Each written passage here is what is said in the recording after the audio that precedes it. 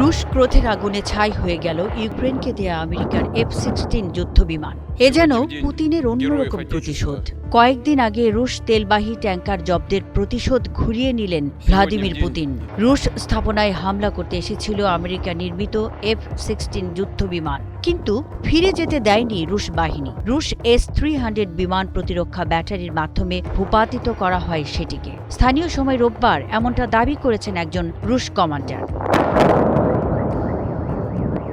যুদ্ধবিমান ধ্বংসের আগে রুশ বাহিনী তুমুল আক্রমণ করে ইউক্রেনে। জানুয়ারির তীব্র শীতের রাতে যখন চারদিক অন্ধকার, পিনপতন নীরবতা, গভীর ঘুমে আচ্ছন্ন ইউক্রেনবাসী, তখন হঠাৎ আলোর ঝলকানির সাথে বিকট বিস্ফোরণে কেঁপে ওঠে কিয়েভ। কিছু বুঝে ওঠার আগেই বিভিন্ন স্থাপনা পুড়ে ছাই হয়ে যায় আগুনের লেলিহান শিখায়। শুধু রাজধানী কিয়েভ নয়, রাশিয়ার টেকটিক্যাল বিমান, অ্যাটাক ড্রোন, ক্ষেপণাস্ত্র বাহিনী ও আর্টিলারি ইউনিট নিয়ে একযোগে ইউক্রেনের প্রায় 1.5 শতাধিক স্থানে ভয়ঙ্কর তাণ্ডব চালায় পুতিন সেনারা। এতে বিধ্বস্ত হয় ইউক্রেনীয় সেনা ও বিদেশি ভাড়াটে যোদ্ধাদের অস্থায়ী মোতায়েন কেন্দ্রসহ বহু গুরুত্বপূর্ণ স্থাপনা।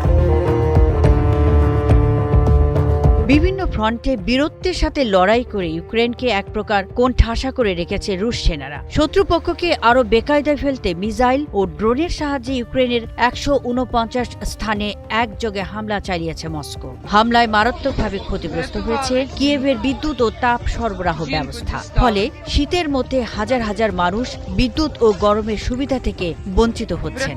পরিস্থিতির ভয়াবহতা বিবেচনায় অস্থায়ীভাবে বাসিন্দাদের রাজধানী ছেড়ে নিরাপদ স্থানে যাওয়ার আহ্বান জানিয়েছেন কিয়েভের মেয়র।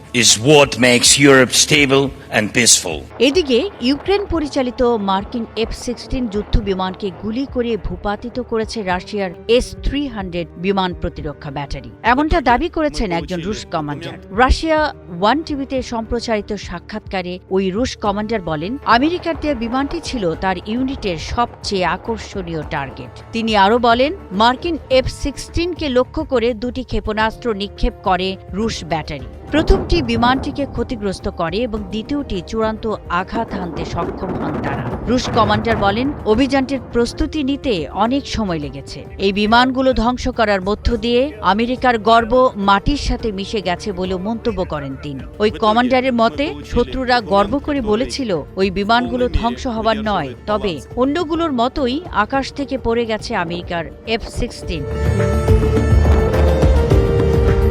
শামীম আরা মুন্নি, ৭১।